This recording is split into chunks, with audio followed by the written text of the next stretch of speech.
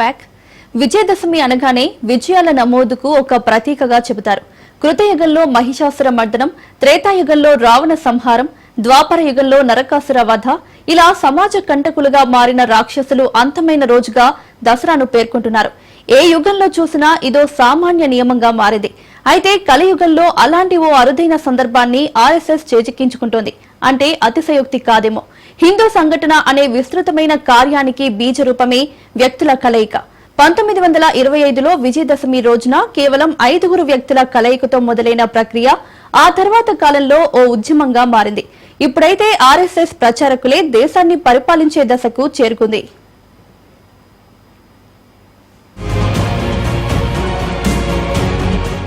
వందేళ్ల మైలురాయికి చేరుకున్న ఆర్ఎస్ఎస్. వందేళ్లలో ఎన్నో ఆటంకాలు, ఎన్నో నిషేధాలు. హిందూ సంఘటనే మంత్రంగా అరుదైన సక్సెస్. డాక్టర్ హెడ్గేవార్ కలలు కన్న అఖండ భారత్ సాధ్యమేనా?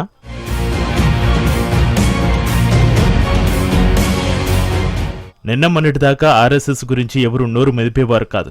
ఎందుకంటే ఆర్ఎస్ఎస్ అనేది హిందూ మూఢాచారాలను గుడ్డిగా అనుసరించే ఓ మూస సంస్థ అనే ప్రచారం ఉండేది. ఆ ప్రచారాన్ని ఇప్పటికీ బీజేపీని, ఆర్ఎస్ఎస్ ను వ్యతిరేకించే ఓ ప్రధాన సెక్షన్ చేస్తూ ఉంటుంది. అయినా కూడా మెజారిటీ ప్రజలు మాత్రం క్రమంగా ఆర్ఎస్ఎస్ ఆలోచనను, ఆచరణను ఆమోదిస్తున్నారు. అందుకు ఉదాహరణ బీజేపీ సీట్ల సంఖ్య క్రమంగా పెరుగుతూ రావడమే ఒకటే కాక యావత్ ప్రపంచంలో కూడా హిందూ రాష్ట్ర భావనకు మద్దతు బలపడ్డమే. ఆర్ఎస్ఎస్ ప్రచారకగా ఉన్న నరేంద్ర మోడీ ప్రధాని పగ్గాలు చేపట్టిన తర్వాత సంఘ్ గురించి జనంలో ఉన్న చిత్రీకరణ పూర్తిగా మారిపోయిందంటున్నారు విశ్లేషకులు.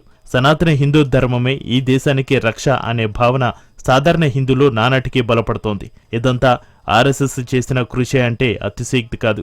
అలా నాగ్పూర్లో గంగానదిలా ఓ చిన్న పాయలా మొదలైన ఆర్ఎస్ఎస్ మైదానంలోకి ప్రవేశించి మహానదిగా మారినట్టు ఇప్పుడు దేశాన్ని ఇండైరెక్ట్ గా శాసించే స్థితికి చేరుకుందంటారు సంఘ్ సీనియర్లు.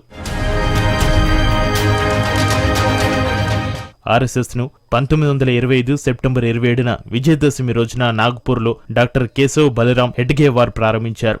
ఆయన్ని స్వయం సేవకులంతా డాక్టర్ జీ అంటూ ప్రేమగా పిలుస్తారు. ఇలా ఆ సంస్థ ఏర్పడి ఈ విజయదశమికి 100 ఏళ్లు పూర్తి చేసుకుంది. ఈ సందర్భంగా ఆర్ఎస్ఎస్ శతాబ్ది ఉత్సవాలను దేశమంతటా నిర్వహిస్తుంది. ప్రపంచంలోని అతిపెద్ద స్వచ్ఛంద సంస్థగా ఎదిగిన ఆర్ఎస్ఎస్ దేశ రాజకీయాలను మాత్రమే కాక ప్రపంచ గమనాన్ని కూడా నిర్దేశించగలుగుతోంది.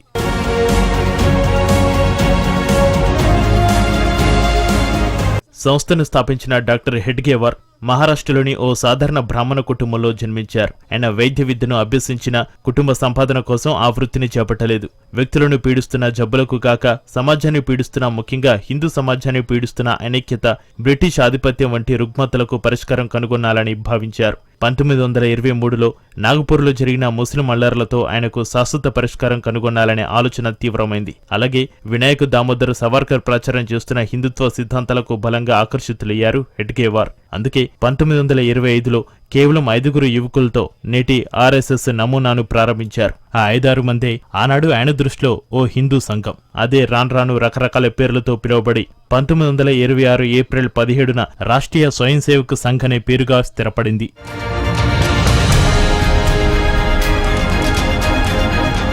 ఇక ఆర్ఎస్ఎస్ శాఖలో లాఠీ తిప్పడం, తలవారును వాడడం, శరీర దారుఢ్యానికి సూర్య నమస్కారాలు చేయడం, కుస్తీలు పట్టడం వంటి శిక్షణలతో పాటు శాఖకు వచ్చే హిందూ యూత్కు హిందూ ఆచారాల పట్ల బలమైన భావాలు పడేలా కార్యక్రమాలు రూపొందించారు. శివాజీ, రాణా ప్రతాప్ వంటి మహావీరుల జయంతులు, వారి సాహసోపేతమైన పోరాటాలను కథలుగా చెప్పడం మొదలుపెట్టారు.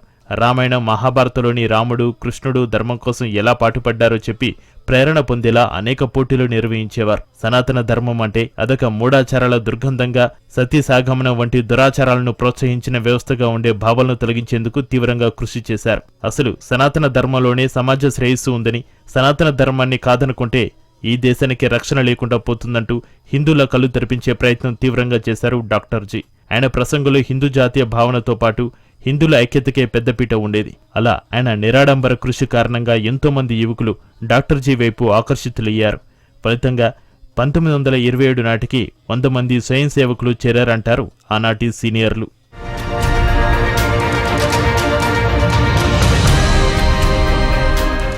నాగ్పూర్లో 100 ఏళ్ల క్రితం అనామకంగా మొదలైన ఆర్ఎస్ఎస్ ఇప్పుడు దేశంలో 85,000 నిత్య శాఖలతో వర్ధిల్లుతోంది. అయితే శతాబ్ది సంవత్సరంలో ఆ సంఖ్యను 1,00,000కు పెంచే ప్రణాళికలు దూసుకుపోతోంది ఆర్ఎస్ఎస్ నాయకత్వం.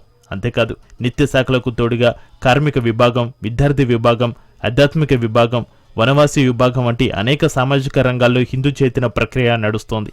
అటు నిత్య శాఖలు కాకుండా మిలన్, సప్తాహిక్ వంటి అనేక విభాగాలు కలుపుకుంటే ఆ సంఖ్య 1,00,000కు పైగానే ఉంటుందని ఓ అంచనా. ప్రతిరోజు శాఖలో ఆటపాటలతో భారతమాతను దేవతగా స్తుతిస్తూ ప్రార్థన చేయడం స్వయం సేవకుల దినచర్య.